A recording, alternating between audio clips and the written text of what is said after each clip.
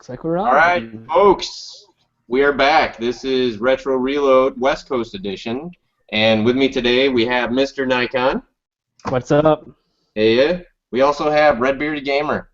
How you guys doing today? This is Red Bearded Gamer, right, or is this Fighter Pilot? Fighter Pilot, same thing. Fighter Pilot.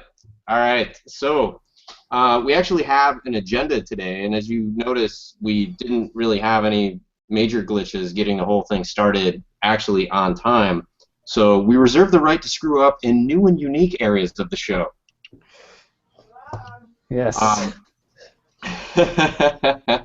So, like I said, we actually do have an agenda for this show. We're just going to start out with some introductions. And I guess I'm going to start by really introducing the show.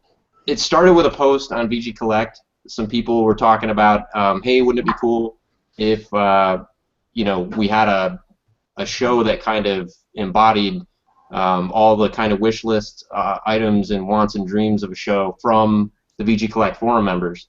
And a lot of us thought it was a really cool idea, but we just needed, I guess, a kick in the pants to get it all going. So collectively, we've all been that kick in the pants. I think, you know, knowing that there's people that are going to tune in, knowing that there's people that are going to join, people's support and comments in the forums really kind of fueled us all to just kind of get this thing going and keep it having some momentum. So we'll see how far we can go with it. We're not really looking to do anything like major serious and compete with like G4 or anything. I think at this point we're just looking to have fun. I've seen some comments on the forum, people saying, I hope we can do this if Dash V lets us, or I hope we can do that if Dash V lets us. Folks, it's not my intent that this is my thing.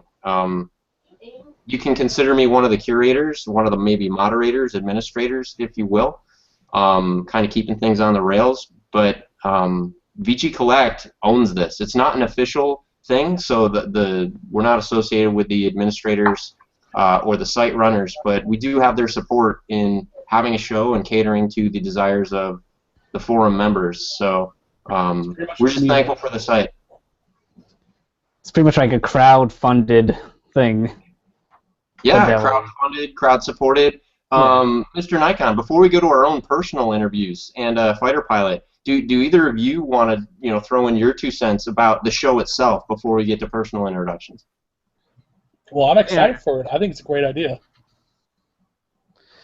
Yeah, I'd say it's it's not for it's for all sorts of people who like collecting gaming, hardcore gamers, and people who are not that big into it. Just people who like video games.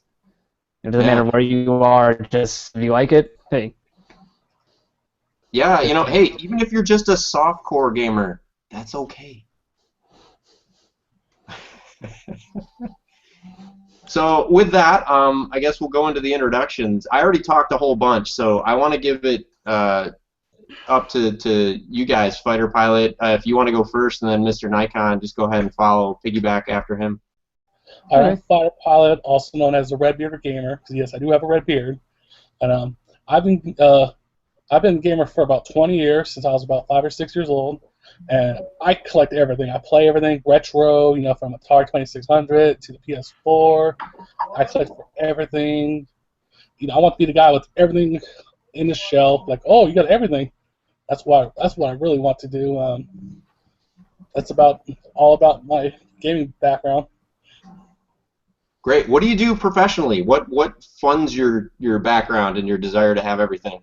Currently unemployed, but I've done retail, restaurants, stuff like that. Nothing special.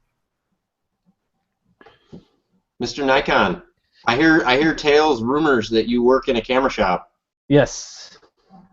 I've been working there almost 20 years now. So yeah, I've been there. It's here in Chicago, downtown.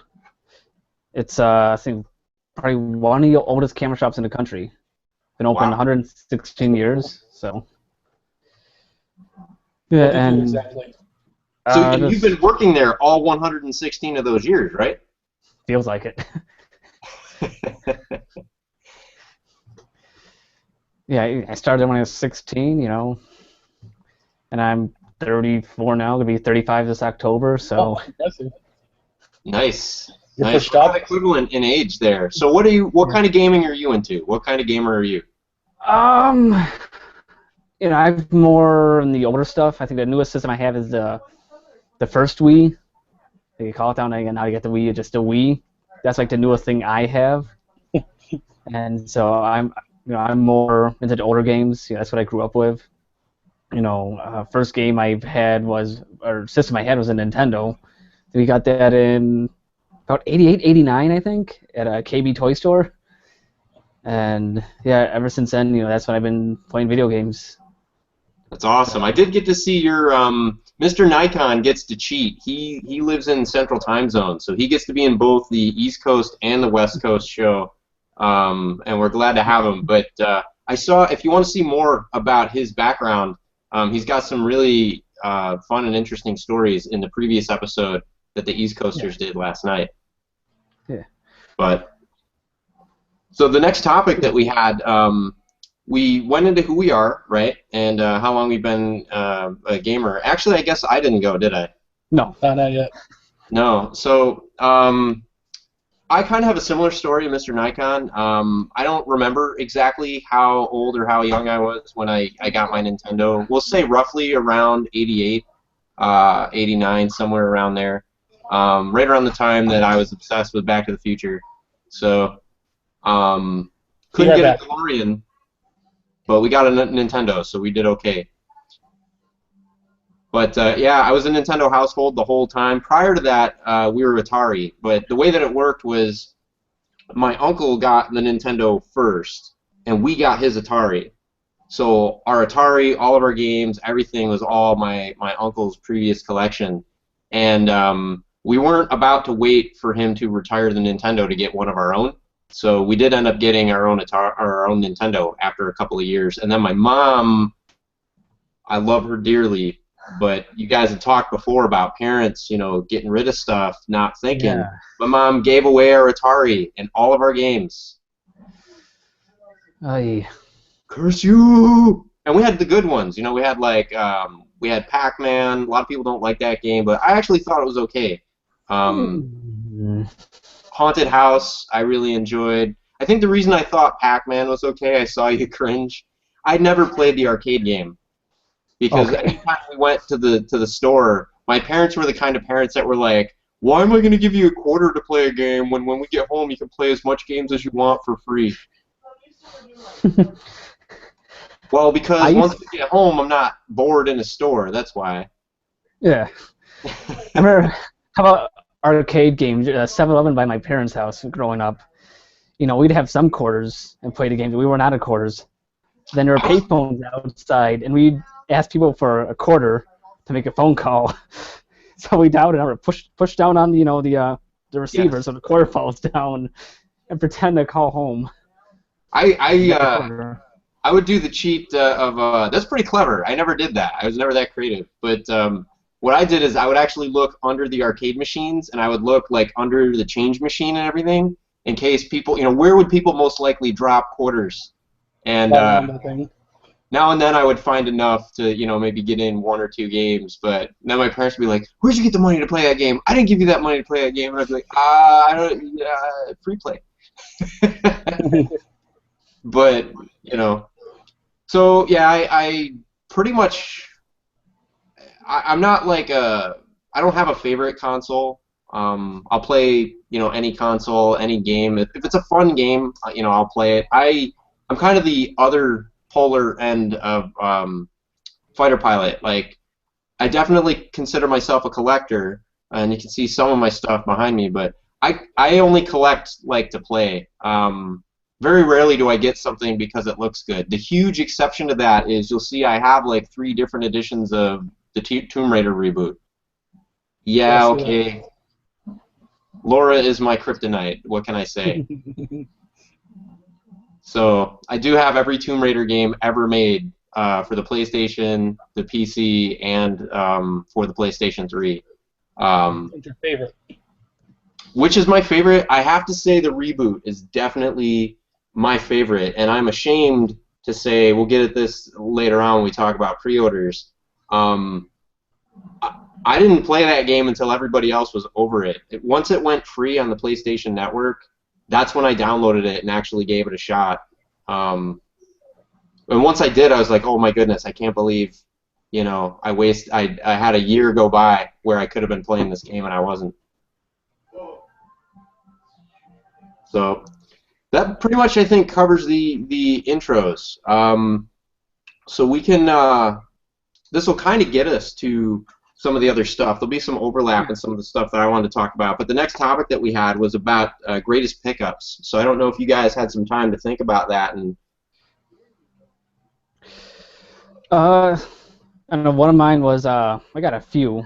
One was I got a twin Famicom off eBay from Japan. It was, I think it was like $75 or $80 for it, and had the power the AC adapter and the RCA jack, so it had everything.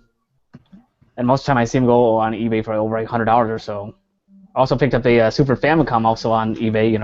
One of these nice bad boys from Hong Kong. I think this was $60. AC adapter and the AV cable. It had the RCA cable that came with it, and one controller. And that was another great pickup that I found. Nice. Was it stuff. Good price, or just you wanted it in your collection for a while and at last it's yours? It was kind of both. A good price, and I wanted it. I think it was also for like free shipping on it too. So. Oh, nice. Yeah, especially when it's international stuff and you find a good price with free shipping, you got to jump on that. Yeah. So even if it means like eating ramen noodles for like breakfast, lunch, and dinner for the next week. Yeah. And make sure it's not the sea shipped by ground transport over. When you put it on the ship. Oh my goodness. With like my greatest 2 to 3 months. We'll talk about that with my greatest pickup story. My greatest pickup just arrived yesterday, and yeah, we'll get back to that. So, Fighter Pilot, what was your greatest pickup or pickups? You can have more than one. About 5 years ago, that's when I decided I want to get into retro gaming, buy all my old systems I used to have. So I was talking to a coworker. I was like, oh, I want the Nintendo, the Super Nintendo. He's like, I have a Super Nintendo. I was like, really? What games? He's like, Super Mario All-Stars with the controller. I was like, how much you want for it? He's like, $20. Now I look back, it's like, that was a good deal. Yeah. That's a hell of a deal. Holy crap. Yeah. $20 for a working game, a controller. That's a shut up and take my money deal. Yeah. So I said, okay. Then I guess he found out later the value and he got pissed. I was like, $20. Hey, I've had good luck actually with and I don't know, maybe I'll have to revise my greatest pickups, but I've had good luck with folks that once they find out I'm a collector, like friends that I had like previously, will just kind of like give me stuff. They'll say, hey, I found all this stuff in my garage, and I know I could probably sell it on eBay, but I want you to have it because I want to make sure somebody's going to actually put it to use and not just scalp. Yes. How about for my systems for free? Yeah, that's really nice. Anybody that's watching that wants to give us their old systems, we will love them so much, and we will give them the home that they deserve. No console deserves to be unloved. No. Yes. And we won't sell them, we'll actually keep them and play them. Awesome. I've got nice shelves for them. I keep them nicely dusted, and yeah, exactly. That's the only thing I dust in my room, my games. I know, right? My wife is like, "Wait a minute, you're dusting? Oh yeah, game shelf. Never mind." Yeah. Don't look game shelf clean, but everything else is dirty. I was like, that's the important stuff.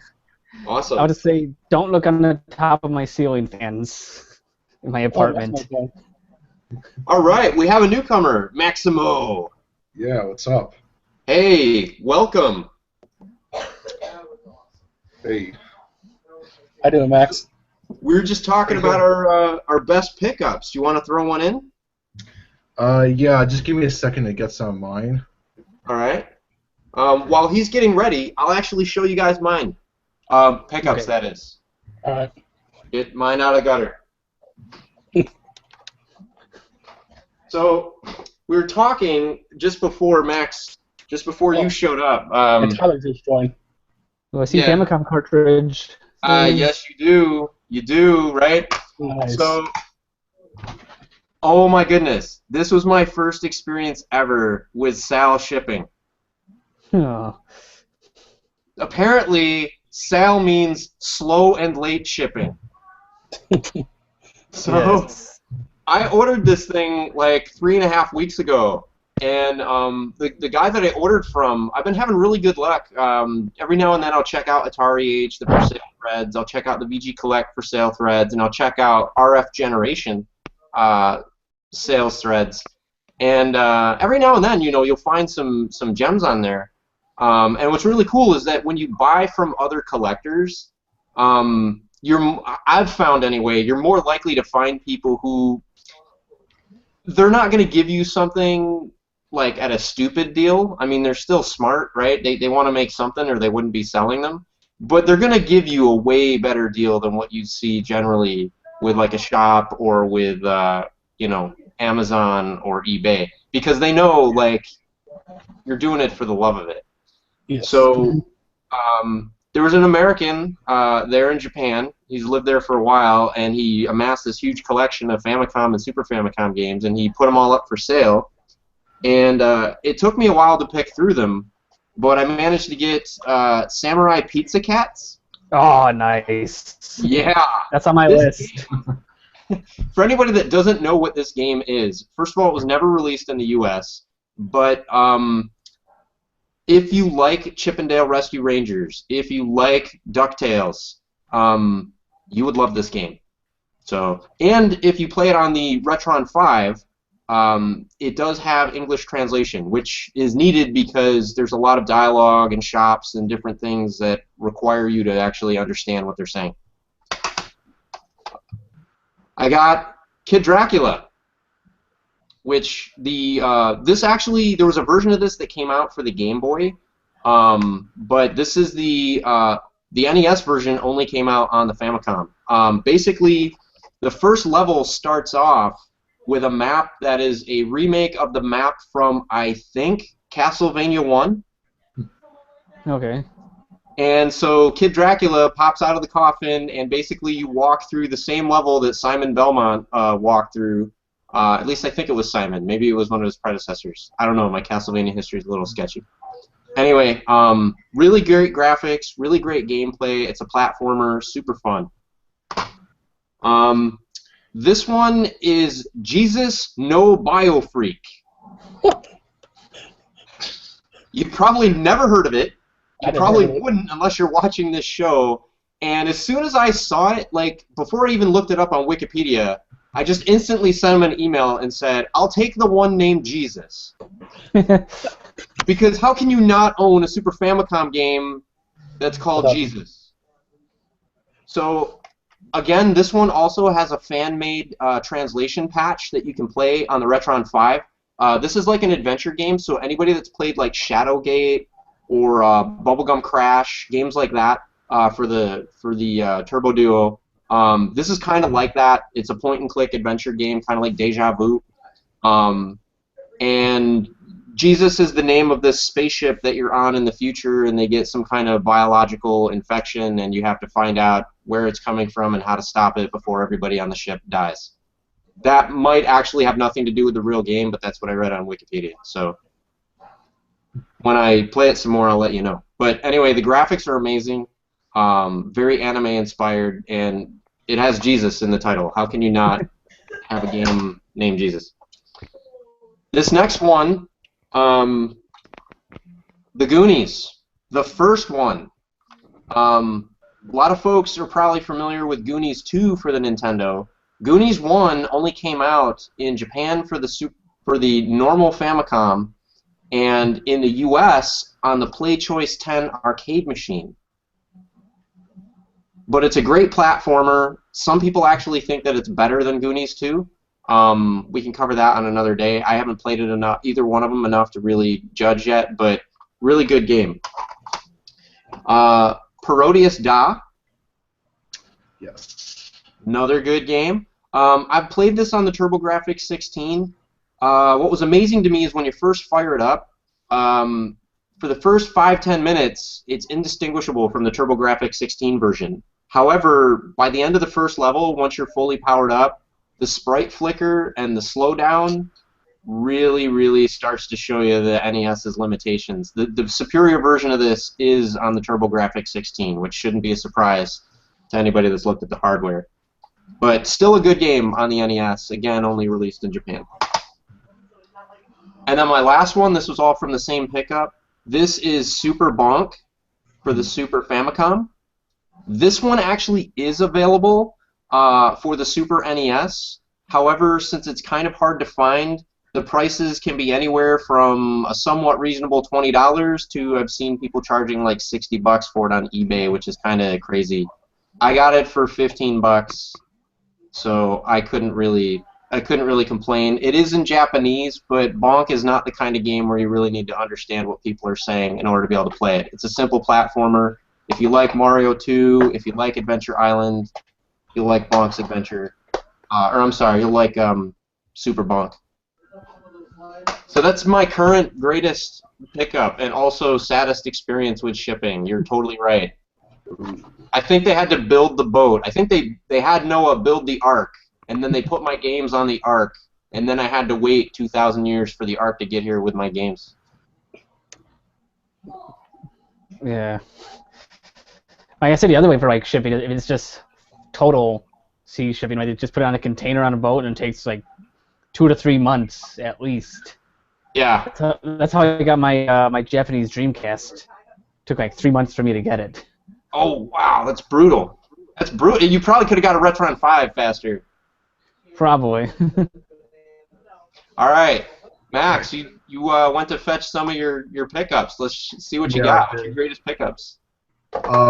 Actually, one of them I don't have here, but one of them is just for like picking up Fire Emblem Path of Radiance, actually. And that one was part of a Craigslist deal that was like, right after Christmas or whatever. The guy calls me up and he's like, hey, I got this guy offering me $50 for it. You want to do it for $60? I was like, yeah, sure. So then I was like, he's like, just come to my place during work. It was actually like 10 minutes away, I parked, we chatted a bit, and then he just pulls the game out, and then it's like, so, do you have like 60 exactly? And then I was like, oh crap, it's like a $100 bill I have, and it's like, well, let me just hold on to it, and then you need to go to Starbucks and like buy something. So, pretty much what I had to do, get back in my car, go to the Starbucks nearby, get a banana, just so I could get some change. But, in the end... Look, man, I ain't gonna fall off no banana in the tailpipe. But yeah, really great game so far. Like, did you offer him the banana? Huh? Did you offer him the banana? What'd you do to the banana? I ate it. Oh, okay. Of course. I thought maybe like you sabotaged his car or something with it and then made a getaway without paying him anything. That would have been sweet. That would have been sweet, but the things is that, the DMV is nearby. I was pretty sure like everything else is nearby, so unfortunately I can't get away with, banana jacking. Oh man. Well, and you broke up a little bit during the beginning. This was for which game? Fire Emblem Path of Radiance. Ah, Fire Emblem. That's a good one. That's a really good one.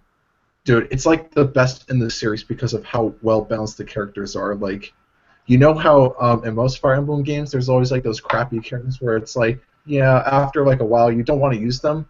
So far in this game there hasn't been anyone I can't use. That's pretty good. So, Tyler, congratulations, man. You broke the curse of the Bambino. I wonder if he's there. Oh, I just got a text message from him. He said, pretty sure my mic isn't working. You were exactly right. Your mic is not working. Your image works, though. Maybe you can... Try again?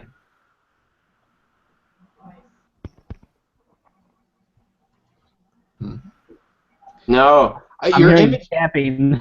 Your image does work, so we can hear tapping, so maybe you can either communicate via Morse code, or maybe you could use flashcards for your icon. Is this working? Yes. I barely hear him. I can hear you. Let me try to amplify your levels, my friend. We have the technology. It's almost like we know how to use this stuff now. Try again. Can you hear me now? We Almost. can hear you. I can hear you. I've boosted you as much as I can on this end. If there's any way to increase the volume on your side for the microphone specifically, but we can hear you. Okay, cool. Yeah, I have no idea what I'm doing, so. Cool. Well, I can tell you what you're doing. You're telling us about your greatest pickup, my friend. Go. Greatest pickup. Okay, so I have a couple. My most recent one was I know a guy who he buys storage unit contents, at auctions. So he called me up one day and he says, "Hey, I got a bunch of old Atari games. If you want to come take a look at them." I'm like, "Yeah, whatever." So I went over there and I'm thinking he had 15, 20 games like most people do, So I roll up and he's got over 200 cartridges, and I'm like, well, I don't really know much about them, So I'm like, I can give you 50 cents a cartridge, I'm like, that's $110 or whatever. And he's like, okay, cool. So I get him home and I start researching them, and I've got like the it's called the Magic Card. It's like the rarest Atari 2600 cartridge out there. It's a programming tool is what it is. It's not even a game. So there was several like really, really, really rare games that would sell for a couple $100s by themselves. So that was kind of cool. So I got probably $1,000 worth of games for $100. Can't beat that. That Yeah, is really cool. You can't beat that with a stick, my friend. That's Yeah. what we call divine intervention, as opposed to the normal intervention, which my wife has with me almost weekly as I blow our entire paycheck on video games. But that's okay. We don't mind.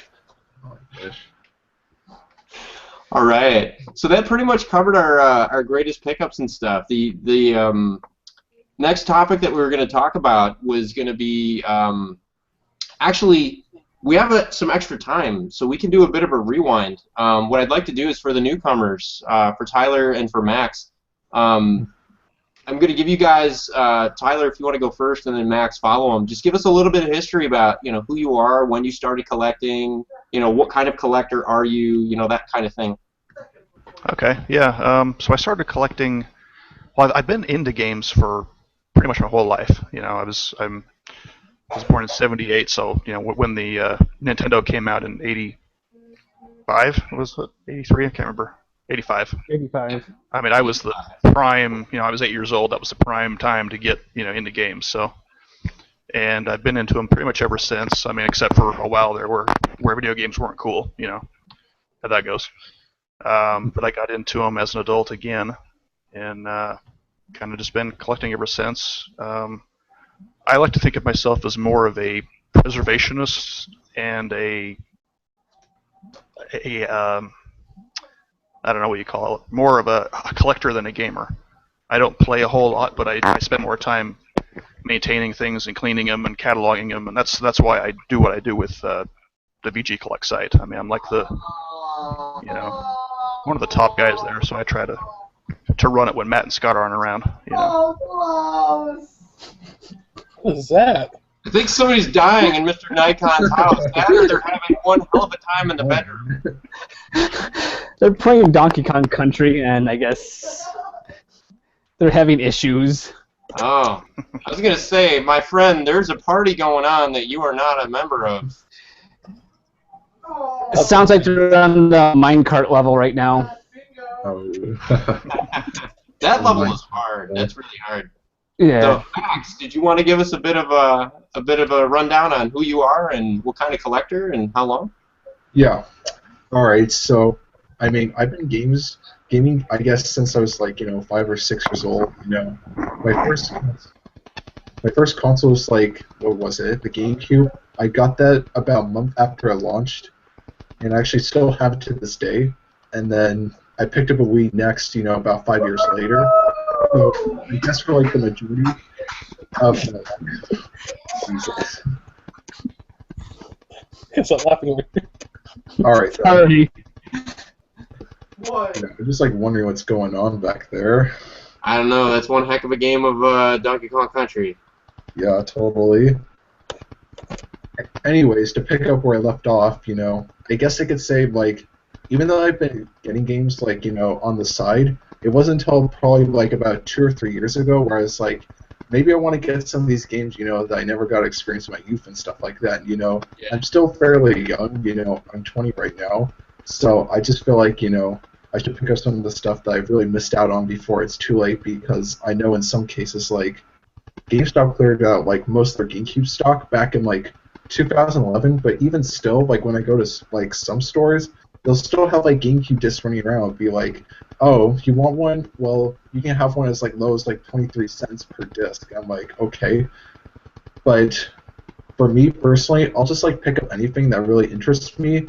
Usually I do some research beforehand, before picking up certain, like, big-ticket items to see if I really want them in my collection and stuff like that.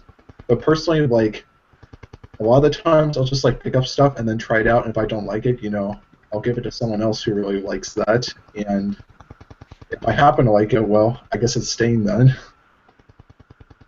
Yeah, I can definitely identify. I think I might have given folks the wrong impression the other day when I was on with Retro One and a couple of the other folks. Don't mistake the fact that I've almost gotten everything on my wish list with me having gotten like every game imaginable. By VG Collect standards, I probably have one of the smallest collections of most of the folks on there. Mainly because I only collect what it is specifically that I want to play. I'm less of the curator caretaker like Tyler. I can certainly respect that. The main reason is I just couldn't afford to do it. For a lot of the reasons that you mentioned, Max. I mean, it's getting really hard to find a lot of these games, and when you do find them, some of them are just so ridiculously expensive that unless BioFreak Jesus shows up and gives me, the entire Atari collection, some of the stuff is just going to sit on my wish list and depress me that I can't ever seem to get it. So, so I try to stick to stuff that I'm going to get. But every now and then you'll see, like everything I showed in the pickup there with all the Famicom and then the Super Famicom game, the only game of that whole stack that was in my wish list was Super Bonk. Yeah. So I'm kind of like you. I'll do the research, and if I find something that I'm like, hey, I should like that game and have that in my collection, then I fetch it. So. Yeah, I mean, personally, like right now, since I see like some of these retro markets are getting ridiculously expensive, like even GameCube is getting pretty high in price. Like FE Path of Radiance alone is $100. So pretty much right now, it's just that I'm kind of focusing on some of the modern stuff, which means like I'll go to GameStop and just like clear out some of the Wii stock, because believe it or not, like Wii is like a real bargain there still. Like you can find a lot of good titles for like under $10 or less. Same thing for like PS3 or like DS if they even still have the cases, as well as like 360. And I've even found like a few Vita games here and there that I got for like under $10 or so. But it's just like right now, I mean, I'm kind of just focused on like getting some of this more modern stuff, and then coming back to some of the retro stuff when prices die down, because honestly right now I think like the market is way too high on some of this retro stuff, and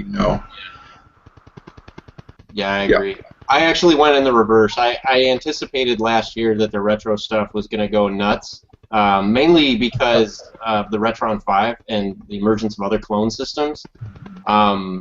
I was worried that the emergence of clone systems, while cool, now I can play all my old games. If I can do it, so can a million other people, but the stock is still going to remain just as hard to find as it was before. So I started just grabbing everything on my... That's actually why I found VG Collect, why I established any kind of a wish list. And my wish list originally was like, basically stuff I want to get before anybody else. Yeah, that's kind of a funny way to go around it, but it does make sense, especially if you are anticipating market trends. I mean, yeah, kind of what I've been trying to do for GameCube, except it hasn't really worked out as well as I thought it would, because I'm surprised that like certain titles are as expensive as they are, like Pokemon Box or Gotcha Force.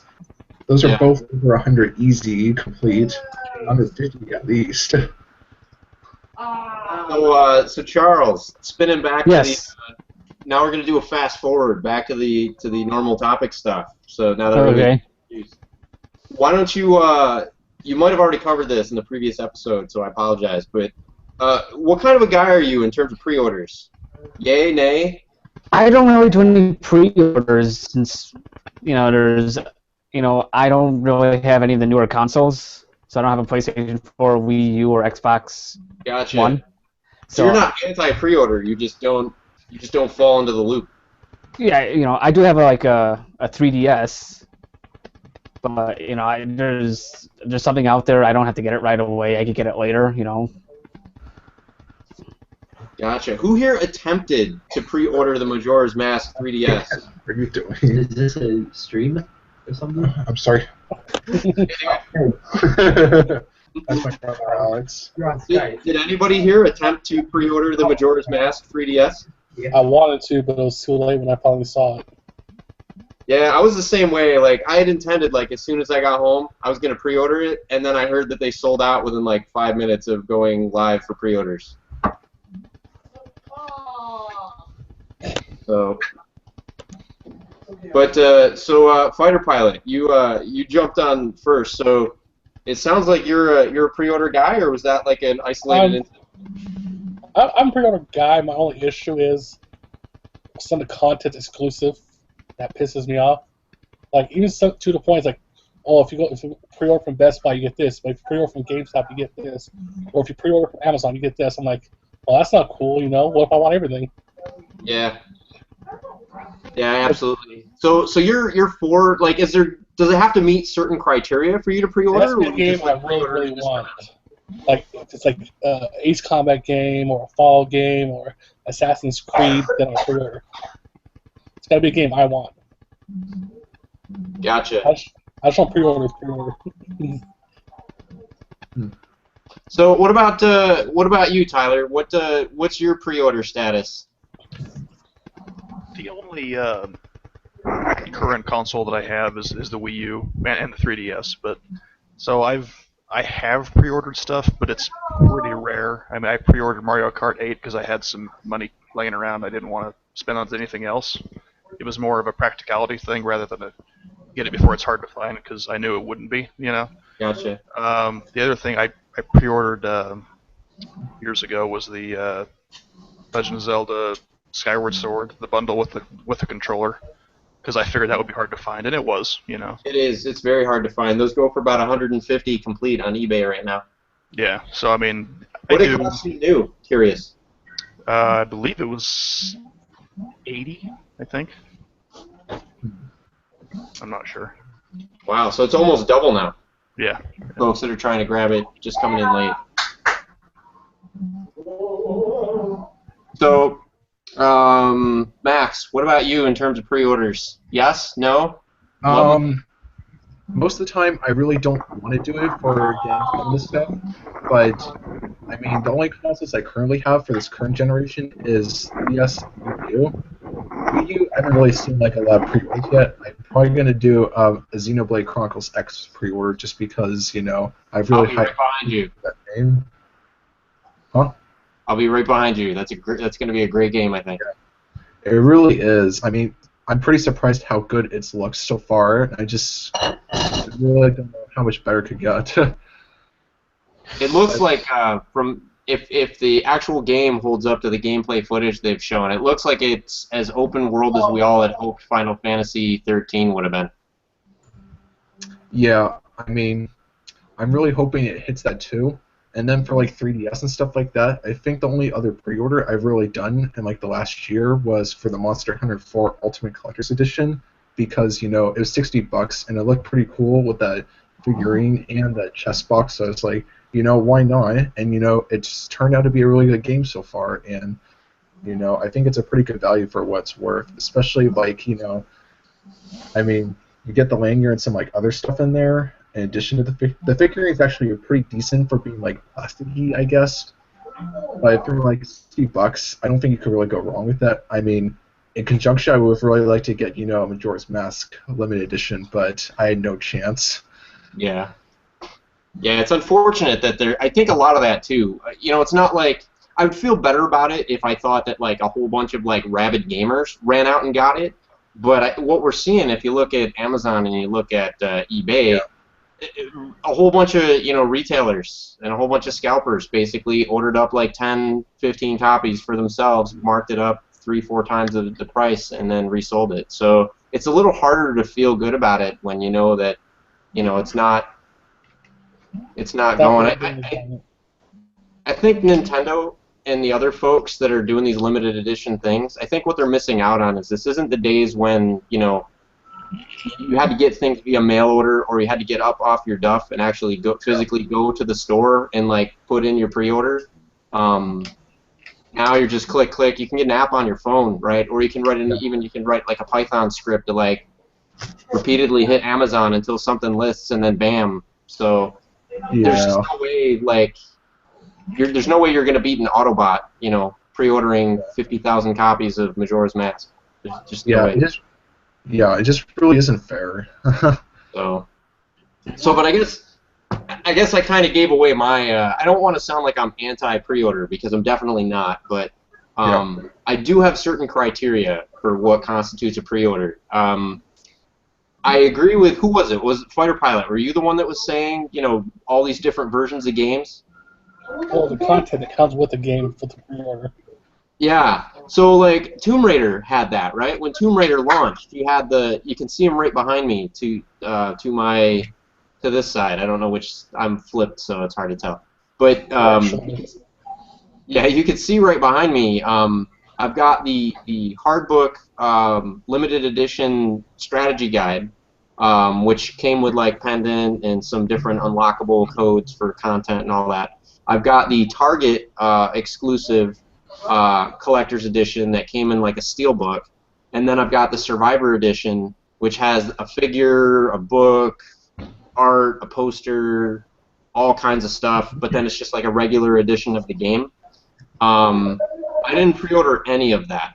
I got my first copy of Tomb Raider, the reboot, for free because it was a PlayStation, a PSN, PlayStation Plus download. So I downloaded it, played the game, loved it, and then I went to the local mom and pop shop, and while they were having a sale, and found the Target edition, got that for like $20, and then a week later I found the guide there for $9, and then a week later I went back and he said, hey, like the day after you bought that Tomb Raider Target edition, somebody came in with the Survivor edition. Do you want to upgrade? And so he told me he would give me $20 for the steelbook if I gave it back to him, and he'd only charge me $20 for the Survivor edition. I was kind of conflicted. You know, it's like, okay, I've got this really sweet steelbook, or I can get like the collector's tin and all this other stuff. I didn't want to give up either. You know, I want to have my cake and eat it too. And he looks at me and he goes, all right, I'm a collector too. I understand what's going on in your mind right now. He goes, just take it for $20. Give me the 20 now before I change my mind. So I got this complete Survivor edition for $20. So all told, I got both the versions of the game and the collector's guide for less than it would have cost me to have pre-ordered the normal edition of the game when it came out. So I think in most cases, I think not pre-ordering works out in that way. You know, sometimes you'll have something like Tyler said, where you just know it's going to be limited. Especially I think that came with a gold controller, didn't it? The Zelda Skyward Sword. Yeah, it did. It was a gold Wii Remote. So I mean, that was definitely a good pickup. But for some other stuff, you know, I knew with Tomb Raider the way it was probably going to go. Give it a year, and they'll release, you know, an unlimited version of the game with all the DLC and all the extra bonuses, which sure enough they did. And so I just kind of like waited it out. But I pre-ordered Infamous 2. I pre-ordered Little Big Planet 2. If I know I'm going to enjoy the game and I don't want to wait for it, I don't mind pre-ordering. But I've also been burned before on the pre-orders where like you pre-order Dead or Alive 5 for the PlayStation 3, and it's released as a horrible broken mess. Oh. And when they finally fix it, it's called Dead or Alive Ultimate, and you have to repurchase the entire game. So Nice. They didn't pick that up.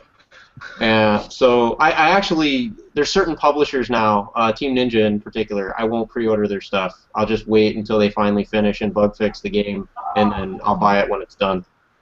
I know the cart did go, and I had directed. I'm loving the background noise of Mr. Nikon's house. Sorry. They're It was also relevant. they're also upset about it.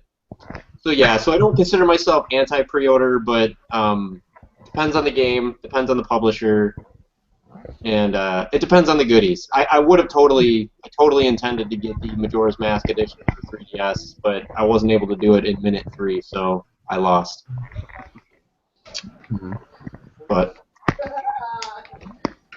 Yeah. so what's the? I told you. Have you ever pre-ordered something, and not had it, not gone back to actually claim it? No, I've always picked mine up. Ah, I'm over it. What about you, Mr. Nikon? I've never pre-ordered anything yet. Oh, you've never pre-ordered at all? Never. A pre-order virgin. Yeah. Okay, we have a question for you, Make sure Chris. the From first one's Foxshot. special. Chris, Yes. we have a question for Foxshot in the thread. Okay.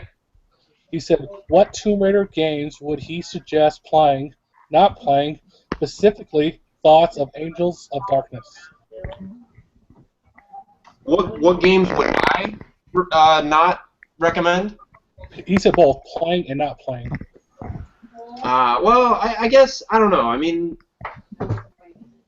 yeah, Angel of Darkness had its issues. The camera definitely had some issues. The game was, buggier than I would have liked.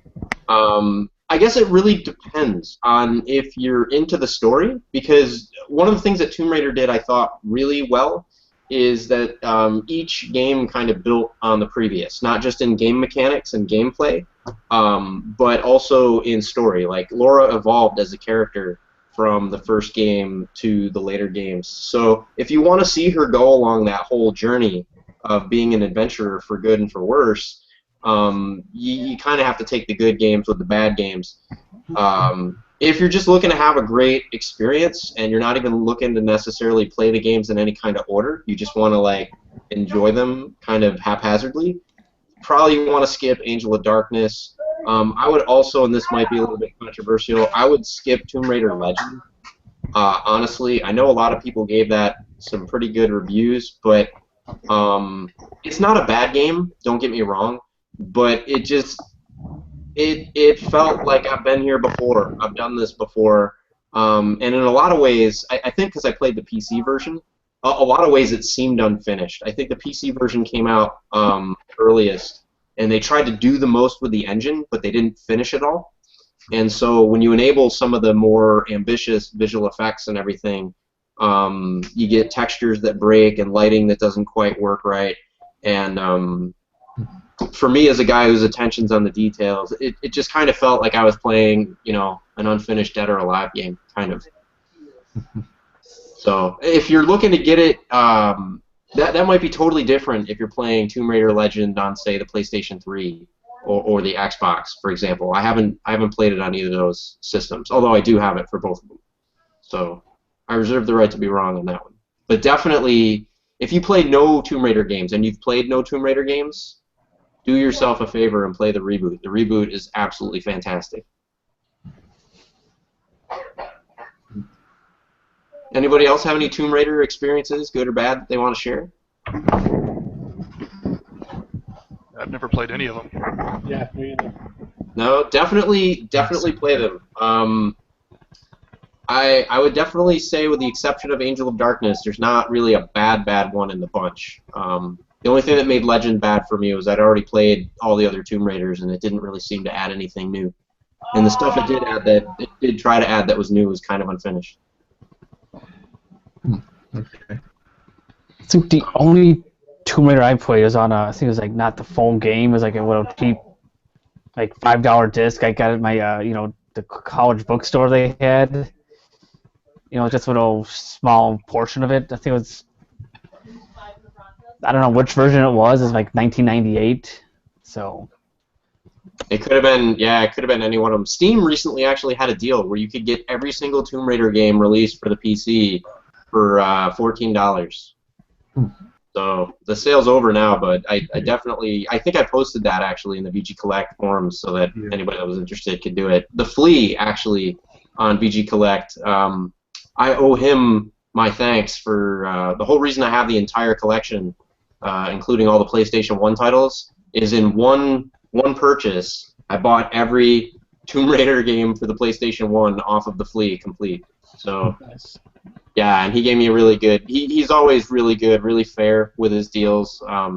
He's not going to let himself get ripped off, but at the same time, he's not going to rip you off either. So you're going to get something that's fair. It's worth it to check out his sell list and see if there's something in there that's in your wish list. Yeah. He'd be the guy to get it from. So speaking of the Flea, kind of inspired me to pick up a game today. Found a Super Nintendo game, Frantic Flea. That's the story of a man going from garage sale to garage sale looking for $1 Earthbound cartridges. And getting $3. Something like that. I saw that, like, I gotta get this. That's awesome.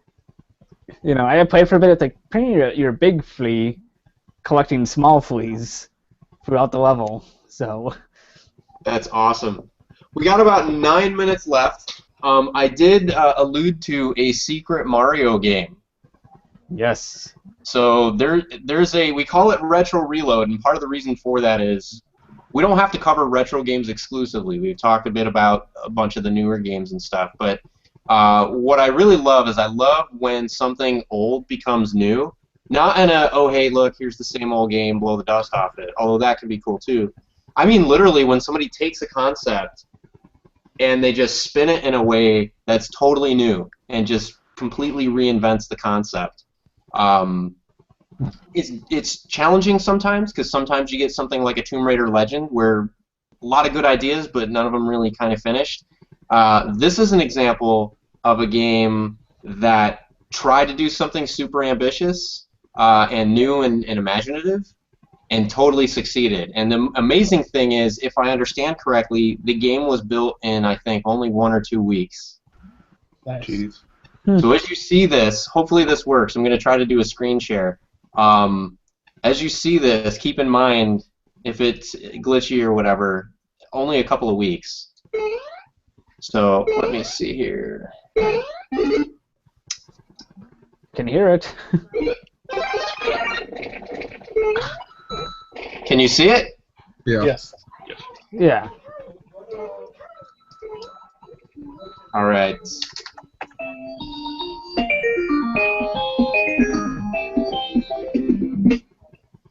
So this is Super Mario Brothers from the perspective of the princess, too impatient to wait for Mario to save her.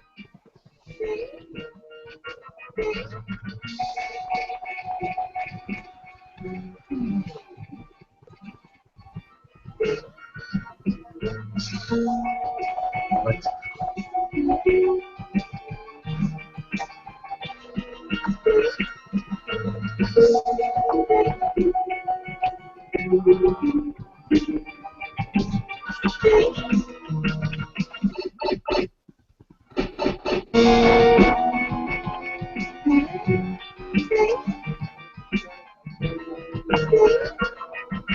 I'm just going to try to get to the next level and show you guys some of the more interesting bits of it.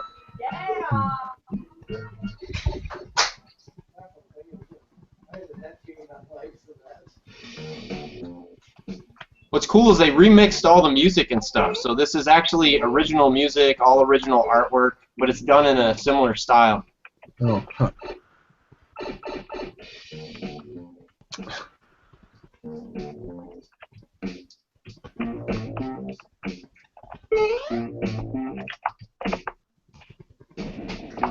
Oh, fail. Man. I'm playing with the keyboard because for some reason my controller didn't work, but if you remember where the power-ups are in the first game, they're in the same spot in this version.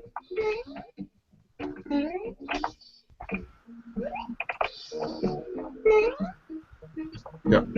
So for the most part, the levels look the same, but then they'll throw in some really interesting Easter eggs here and there. Like, for example, oh, something's going on. There goes Mario off to try to save me. That's cool.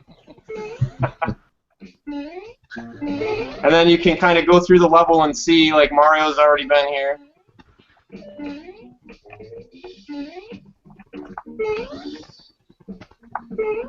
But then they add all this other stuff to the world.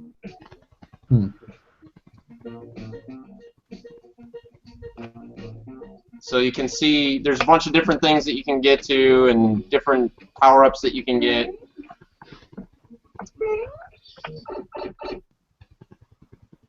They did a super faithful recreation of level 1-1.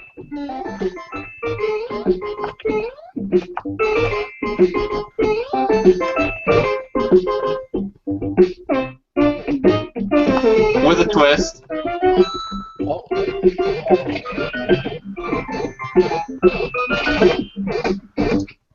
So I don't want to give away the whole game for anybody that hasn't gotten a chance to appreciate it, but that's a taste. Cool. Yeah, that's a taste of Sorry Mario Brothers. So it's a totally free game. It's available for OS X and PC, so you could just download it and play it. You don't have to get it on Steam or anything like that, but super cool game. So folks, it's looking like we're about at time. So we do have 4 minutes. We can either, if there's any other topics folks want to bring up, we can discuss those. We can wrap out the show a little early because we actually started off on time. I'll just leave it to you guys. GTA 5 Heights released today, and I finally got to play it some of this evening. Oh yes, give us the rundown. Okay, well, I got up about 6 a.m. this morning because I just woke up and I logged on my PS4 and it was ready to download, so I downloaded it, play, get the new heist vehicle, upgrade it. So my internet finally gets on, and that's when the servers just took a dump. And they were down for about 10 hours. So about an hour before this thing was starting, my friend's like, the servers are back up, let's play. I was like, okay, screw it, let's play it. So the first heist was pretty fun. It's you got set up and stuff, but so far it's recommended. They don't let the server stay up, that is. I also had a pretty big fail in the game when my car glitched into a house. And I actually have video of that. Oh, nice. Nice. Do you have the video ready to show, or not yet? Go on my Facebook, because I sent it to a couple people. Huh. For the video stuff, too, when you do the screen share, you're going to have to do the whole desktop, otherwise the video doesn't usually play. Okay. I'll have to find it. It's about 6 minutes long, that's the only problem. Well, that's okay. We can go over. As long as we have interesting stuff, I don't mind going over. Okay,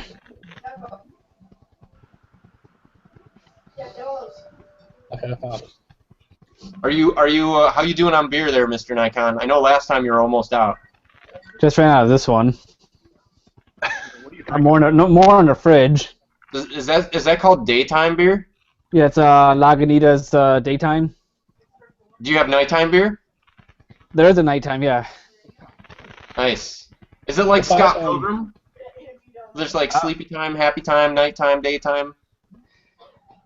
I don't know. I know they got a daytime, nighttime. They got a little something they call it. Yeah, they're a local brewery here. I guess this is it. Am I sharing? Not yet. We don't see it just yet. Yeah, it's not Oh popping up. wait, something's coming up.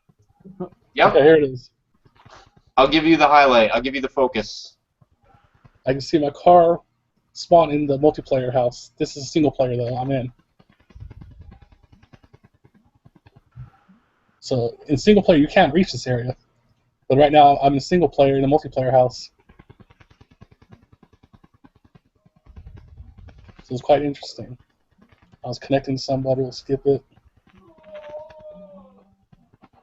But the bathroom is the most interesting area. That's pretty detailed. I mean, even with the compression and even with the frame skip, I can see that this must look amazing, like, on the actual console. This is live streamed to Twitch, then I went from Twitch to YouTube. Huh. This is the best part of the whole thing.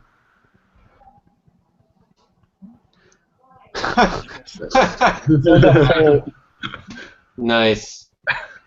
Classic. I think the most concerning thing is that he's trying to take a dump with his pants on.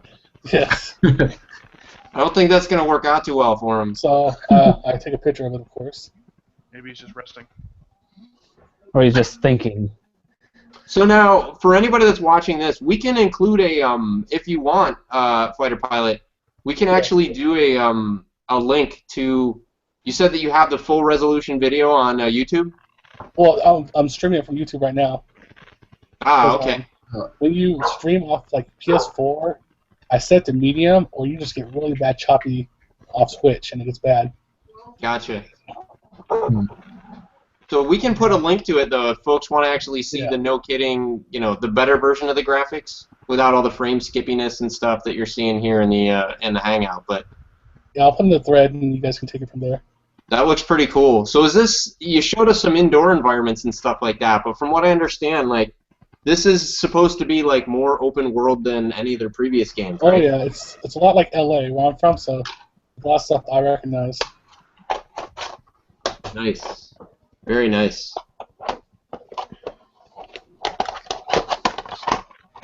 Nice. All right, well, folks, I think we're going to wrap up because of time. Okay. So, Fighter Pilot, thank you for that rundown of GTA. Yeah. Or, that was GTA, right? Yeah, GTA 5. Yep. So you can see how much I keep up with modern games. If it's not on the Wii U, I blank it out. Yeah, me too. Folks, that wraps up today's edition. We had no major technical glitches, which was awesome. We had about 4 other people in addition to myself, so I want to thank each and every one of you, Mr. Nikon, Max, Tyler, and Fighter Pilot. Thank you very much. Tune in as often as you want and join the Hangout whenever. We're glad to have you. So for everybody watching, all 1 of you, thank you very much, for watching. And remember, no game deserves to be unloved. No game. So if you know of unloved games or consoles, contact us and we can give them a home for free. We're not going to pay you, but we will happily adopt your games for free and give them a home. We would love them. Just kidding. All right, guys. Have a good night. Have a good night. Good night. Thank you. West Coast signing off.